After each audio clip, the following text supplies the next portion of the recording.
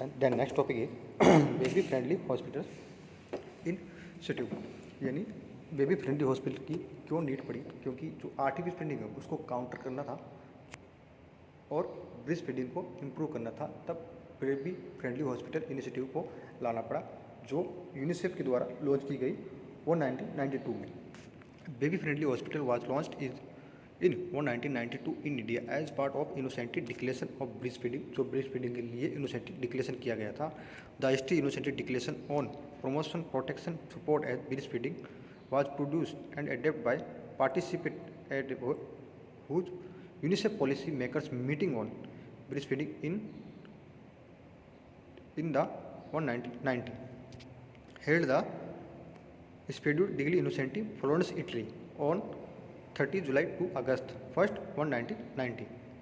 जो UNICEF police makers की जो मीटिंग थी जो ब्रेस्ट फीडिंग के दौरान हुई वो इटली में 30 जुलाई और अगस्त 1990 में हुई थी। Next, the baby friendly hospital या BFHI कंपेक्स जो कंपेन हुआ था was launch by UNICEF in mid 1991 में कहाँ हुआ था, अलकारा, to the breast feeding particles and to counter the trends of water feeding. इसमें कहा गया था कि जो आर्टिफिशियल को काउंटर करना, counter of the trends of breast feeding and breast feeding practices and to counter the trends of breastfeeding.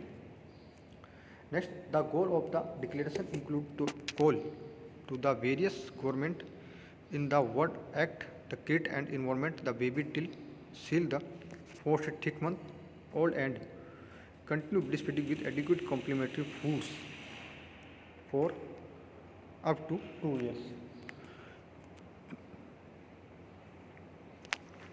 Baby friendly hospitals as required to adopt breastfeeding policy and follow the 10 steps।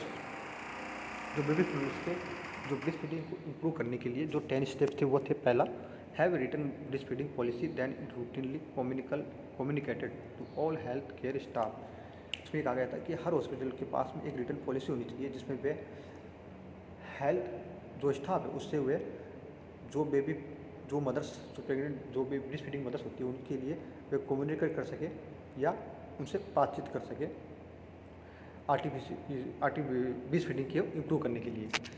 दूसरा है, train all health care staff in the skill necessary of implementation the policy, यानी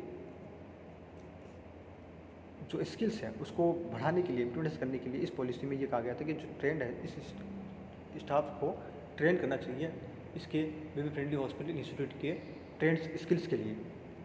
third, inform all pregnant women about the benefits and management of breast feeding. प्रत्येक जो pregnant women's हैं उनको इसके breast feeding के जो बेनिफिट्स और उसका मैनेजमेंट को हमें बताना चाहिए। नेक्स्ट है,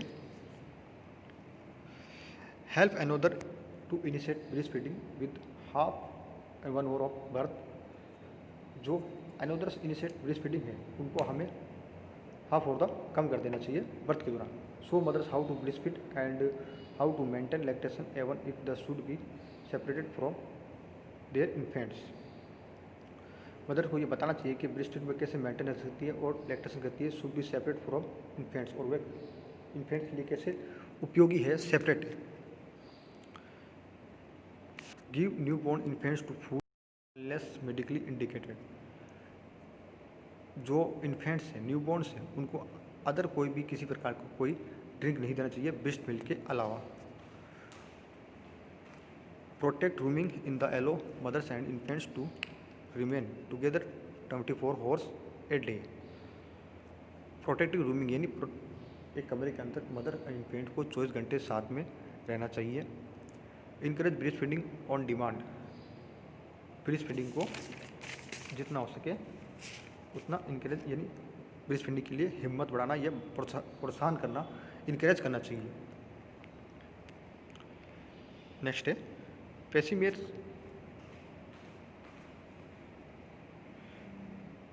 गिव नो आर्टिफिशियल टीट्स और pacifiers also dummies and soothers to breast feeding infants. किसी प्रकार का कोई आर्टिफिशियल फीडिंग्स नहीं होनी चाहिए, पेसिमर्स नहीं देने चाहिए। जो पेसिमर्स है यानी कि जो निपल्स है जो बेबी सक करते हैं वो भी नहीं देनी चाहिए ब्रेस्ट फीडिंग के दौरान। Foster the establishment of breast feeding support groups and refer mothers to them on discharge from the hospital और क्लिनिक। ब्रेस्ट फीडिंग में मदर्स को जब वह डिस्चार्ज होती हैं तो उन्हें काउंसलिंग करना चाहिए ब्रेस्ट फीडिंग के बारे में, या उनको establishing of the breast feeding, foster of the stabling of the breast feeding, उनको सपोर्ट करना चाहिए ब्रेस्ट फीडिंग के लिए छुट्टी या डिस्चार्ज होने से पहले। नेक्स्ट है purpose of the breast feeding. जो पर्पज़ थे वो क्या थे? पहला इसमें इम्प्रूव एनेटल केयर, यानी इसका ये पता चलता है कि जैसे आर्टिफिशियल फीडिंग रुकेगी और ब्रेस्ट फीडिंग बढ़ेगी तो improve antenatal care, mother friendly delivery services, standard institute support of immunization को भी सपोर्ट मिलेगा काफ़ी। डायरिया मैनेजमेंट, डायरिया रुकेगा क्योंकि आर्टिफिशियल से काफ़ी जो होती है वो काफ़ी कॉम्प्लिकेशन इंप्रूव करती हैं इन्फेंट्स को, इसलिए इसमें डायरिया मैनेजमेंट को भी करते हैं।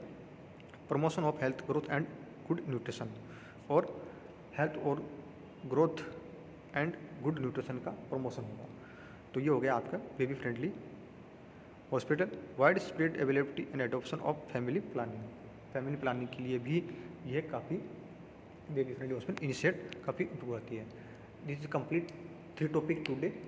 पहला कॉम्प्लीमेंट्री फीडिंग या weanings, second is artificial feeding, third is BFHI यानी बेबी फ्रेंडली हॉस्पिटल्स इनिशिएटिव।